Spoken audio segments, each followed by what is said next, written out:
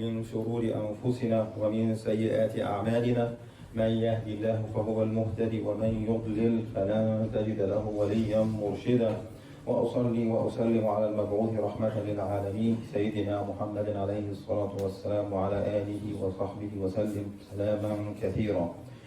يقول الله في الكتاب الله says in the Quran يا أيها الناس اتقوا ربكم الذي خلقكم من نفس واحدة وخلق منها زوجها وبث منهما رجالا كثيرا ونساء واتقوا الله الذي تساءلون به والأرحام إن الله كان عليكم رقيبا.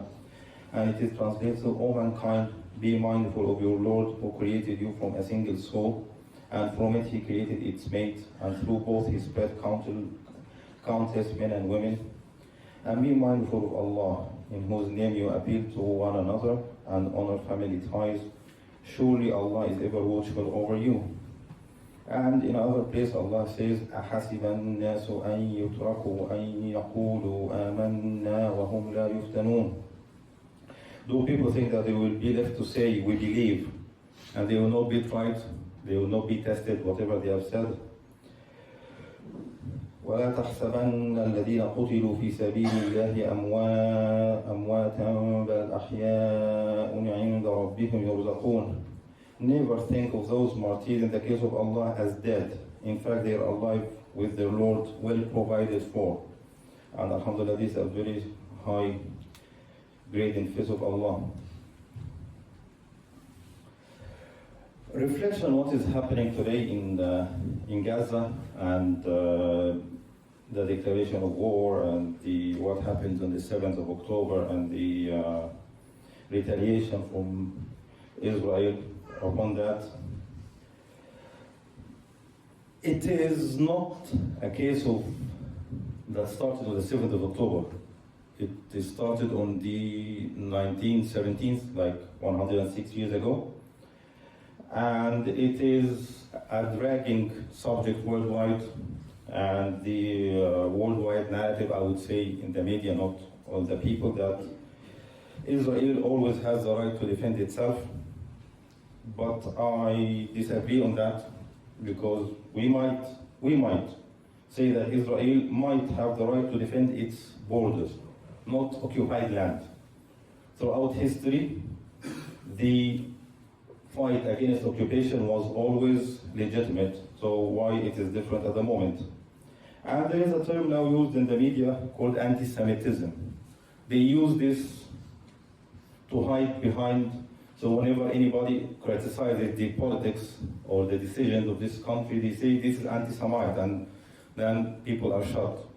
But this is just a taboo for them to hide behind, and we are criticizing a country. So whatever the politics are, we have all the right to criticize that. If we go on individual level, we are living in this country in a dilemma of how to help, how to support, what do we do, and we are depending on our own decisions of this is good, this is bad, this is what we can do. So we will try to give ideas on what we can do. So for the people in Palestine at the moment, it is their fitna to believe in Allah, to believe that their act of defending the land will cause them casualties, and they are accepting that, and this is their fitna for them to believe that this is for the cause of Allah. But for us who are here, we are not facing the same challenges. But we have our own challenges, we have our own fitnas that we face here day in, day out. So maybe we can show Allah that we are willing to change, we are willing to face our fitna, we are willing to be strong as they are, even on the sofas of our own homes. If we get a chance to go to pray in the Aqsa Mosque or free the Aqsa Mosque or fight for it, are we willing to do that? Do we have the strength in ourselves to really be ready for that fight? It might not be a fight with a sword, it might be a fight with a word, because this is the language that's being spoken at the moment. So the word is really strong if it is used in the right way.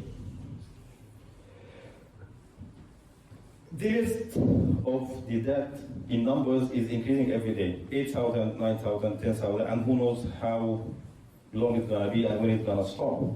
So are we waiting for the world to acknowledge our case, or we will fight for it on ourselves? I will give an example of two stories. I will try to make it short because of the time, but we will try to get out to extract some lessons from these stories. The story of Talut and Galut, dated in Baqarah, the verse from 246 to verse 251. I cannot read them all because they are nearly 2 pages, so I will urge you to read them and try to reflect on them on your own and read tafsir and make your own understanding of it. Historically, this piece of land, Palestine, was always the place where Muslims of the time were tested. Muslims that crossed the river or the Red Sea with Moses, they were tested. And they said, اذهب أنت وربك فاقتلا. They said, go on your God and fight. This is Surah Baqarah as well.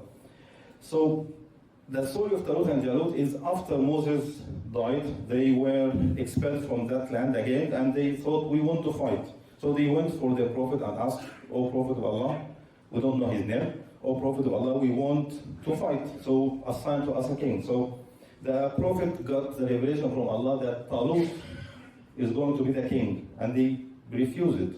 So they said, we are better than him, he hasn't got any money. So Allah sent angels with the tabut, or with the miracles to convince them that they contained a tabut that was lost from them, and the angels gave it back to them. So they believed, and they started to march with Talut towards Palestine at the time. And in the way, you can imagine the hardship of an army moving on. So they passed by a river, and Talut told them, don't drink from this river except one handful. Only one. Imagine you are walking for days and in front of a river, and you are ordered not to drink except one handful. And you would imagine that many of them failed this test, unfortunately. So at this time, the army got smaller and smaller. And when they reached the battlefield, they saw the army of Jalut, or Goliath in English, and they thought, oh, this is too big, how can we fight that? And then a very minority of them, they said, as in the narrated the Quran, وَلَمَّا بَرَزُوا لِجَالُوتَ وَجُنُودِهِ قَالُوا رَبَّنَا أَفْرِغْ عَلَيْنَا صَبْرًا وَثَبِّتْ أَقْدَامَنَا وَانصُرْنَا عَلَى الْقَوْمِ الْكَافِرِينَ. When they advanced to face Goliath and his warriors, they prayed, O Lord, shower us with perseverance. This is what we need. Make our steps firm and give us victory over the disbelieving people. And Allah granted them victory. And this was the start of a very strong kingdom with Nabi Allah Dawood and Sulaiman afterwards. And it was the start of a very, very long and strong kingdom. With only those minority. Maybe those minority who were fighting at the day, they did not see this big kingdom, but they were the start of it. They were how this all started. So this is a story to show how Allah grants us victory. It's not about how strong we are or how many we are, it's about our own belief. Because as Muslims, in war we have two things. Either victory by winning the land, or victory by being a martyr. So in both cases we are victorious, as long as it is for the sake of Allah. And I will say another story that I mentioned before, another khutbah sometime last year. It is the story of Samarkand, how the Muslim army, when we were the stronger side, how we treated the people, how we opened this strong city at the time. Muslims went in there without a fight.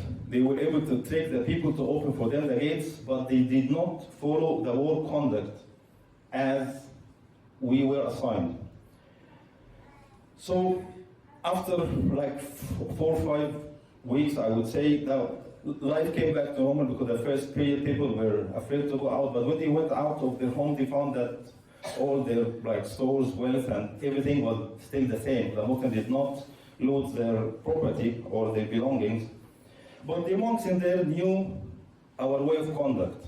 In Islam, we have 3 things that we have to give a city choice to do. Either go into Islam, or pay jizya, or go to war against them. So we have to give them these 3 options before. But the commander of the Muslim army did not do that. So they sent one of them to the Khalifa, was Omar Medani at the time. They told him that's what happened. So Omar Medani sent a letter and assigning a judge to study the case and see who's righteous and who's not. So the judge ordered the army leader to come back to Samarkand, and although he was at the time fighting in China with his army, so he came back, he left the army, and the judge listened to him. Did you do so and so like they are claiming? He said, yes, this is what I did because I didn't want any bloodshed, and it was a quick win, a quick victory for us, and we moved on. So the judge said, you have to withdraw all the Muslims that are into Samarkand. You have to leave it right away. You have to give it back to the people, because this is not how we fight. This is not our war of our conduct in the war. We have to abide to what Allah has assigned upon us. So, as soon as all the Muslims left the city, all the people in Samarkand became Muslims, because they saw that it is unbelievable that after winning and without a shade of blood, and we are accepting it, we are living with it, how come they are leaving the land? How come they are giving it back for nothing, only for the word of Allah? So they said, subhanallah. And they all joined Islam, because this is what we are, this is how we fight, this is our code of conduct in war. So from these two short stories, what we learn? We learn that people are asked to fight, but with no patience. You cannot ask Allah for the victory when you need it. You only strive, and Allah with His wisdom knows when the victory will come. So you do not ask for it to come now. And you have to not question Allah's decision, not question Allah's rules on us. We just follow. In war, it is not about how many we are. It is how truthful we are for the sake of Allah. And the people in Palestine today, this is their fitna, for them to believe that nothing comes of Allah, and we do what we have to do. And for us, it's not about victory, it's about the process. Like what happened in Badr and Hunayn. In Badr, we were 313, or about that number, against 700 to 1,000 non-believers, and the Muslims won at the time. And on the contrary, on the day of Hunayn, we were like 10,000, we were the strongest side, but the Muslims at the time, they believed they will win because of their numbers. They will win not because of their belief, they will win for their numbers, for their strength, and they were willing just to go there and fight and come back with the victory. And for the first instance in the war, they were losing until they came together and they came around Sayyidina Muhammad and they were strong at the time, and they gathered their strength and they fought back and they won at the end. But when they felt the weakness inside them, to ask Allah for the victory, not to ask for the victory from their strength or whatever they are. أقول قولي هذا وأستغفر الله لي ولكم.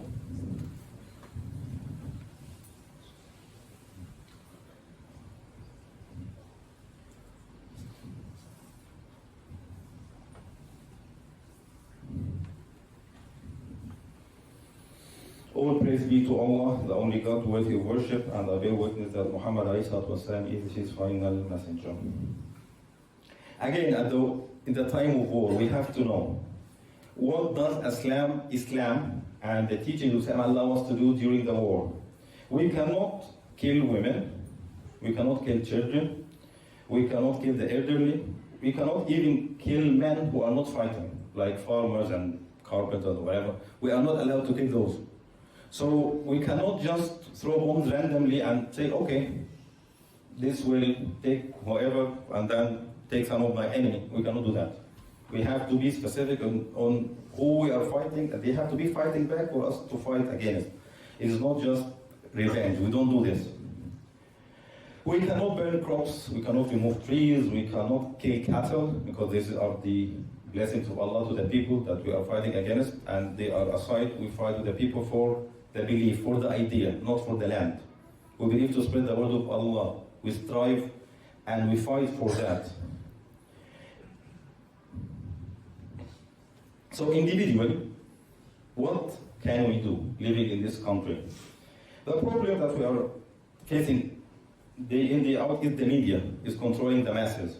Like if you hear the news, they would say on the Israeli side they were murdered brutally, but on the Palestinian side a blast in a hospital caused hundreds of casualties. A blast, a random thing. It is not a missile coming from the sky from an air raid. So this is how the media is playing with the mind of the people in here. So we have to counter that. Again, it's a word against a word. Brothers, can I ask you to move inside? I see spaces in this side and some brothers will be coming in, please. For us to do that, we have to read.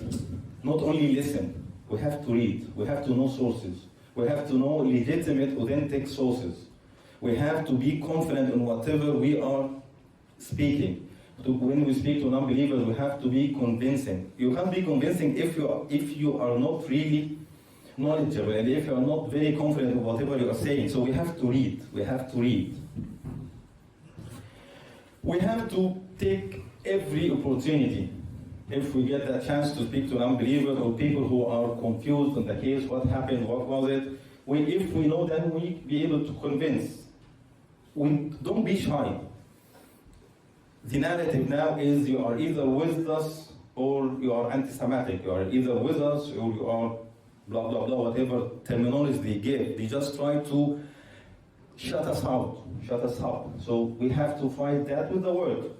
A gentle way, the easiest way. Just put out your ideas and let them think about it. And are we, from our homes, are we ready to suffer? Are we ready to give for the sake of Allah? Are we ready to sacrifice? Are we? There's a big question. I repeated that question many times during the khutbah, and I'm starting with myself before any of you. Because there is a hadith that Sayyidina Muhammad said, من مات ولم يغزو ولم يحدث نفسه بالغزو مات على شعبة من النفاق. He who dies without having fought or having felt fighting for the cause of Allah to be his duty will die guilty of a kind of hypocrisy. You have to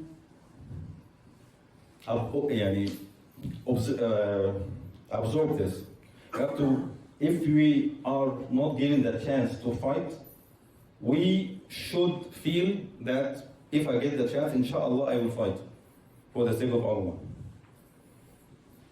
We have to live with this. And in the media, they say jihad, mujahideen, but for us Muslims, the hardest jihad is jihad in-nafs. Is for us against us. For me to fight against my own desires inside me. This is the hardest of jihad that we know. And there are 3 or 4 types of patience, and the hardest of them is the patience for the ta'ah, the patience of the obedience of Allah. So for us, it is always me against me. I have to stick to what Allah has asked me to do. And for us Muslims, they are difficult to control for the media, because they do not understand our goals. Our goal is not this dunya, our goal is the akhirah. So we look for the akhirah, what takes us there and what will take us to the highest grade in the Jannah. This is what we strive for. And for them, they do not understand this idea. And an important thing we can do is to make dua for our brothers in Gaza, to make dua for them to have the patience, to have the perseverance, to be strong, and inshallah to reduce the death tally that is increasing day in, day out. And for us here in the capitalist environment, maybe boycotting products that we are sure that they are supporting, maybe not neutral, they have to be supporting, and we have to be sure, because it has very strong impact, and we don't want to have a bad impact on companies that are not really supporting. So, to conclude, do not wait for support for the people who put Israel there. ask support from Allah.